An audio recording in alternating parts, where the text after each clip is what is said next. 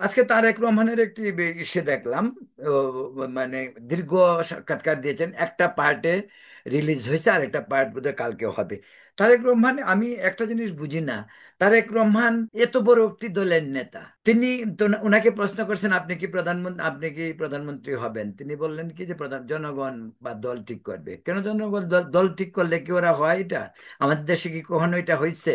আমাদের ধরেন বিএনপি পাশ করছে, আমাদের দেশে বিএনপিতেই যদি একজন বলে যে না আপনি প্রধানমন্ত্রী হবেন না, আমি প্রধানমন্ত্রী হব, যদি বলে, ধরেন যে কোনো একজন বিএনপির কেন্দ্রীয় নেতা, সে যদি বলে যে সে প্রধানমন্ত্রী হইতে চায়, আপনার কি মনে করেন এক সপ্তাহ পরে আর তার দেশে খুঁজে পাওয়া যাবে?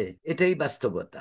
তো তাহলে তারেক রহমান কেন বলতে পারে না, হ্যাঁ আমাদের দলের প্রধান আমি, দল নির্বাচনে বিজয়ী হলে আমি দেশের প্রধানমন্ত্রী হব, আপনাদের সেবা করব, দেশ জাতির সেবা করব।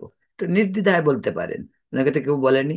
এই নাটকের তো দরকার নেই, জনগণ করবে, দল সিদ্ধান্ত নেবে।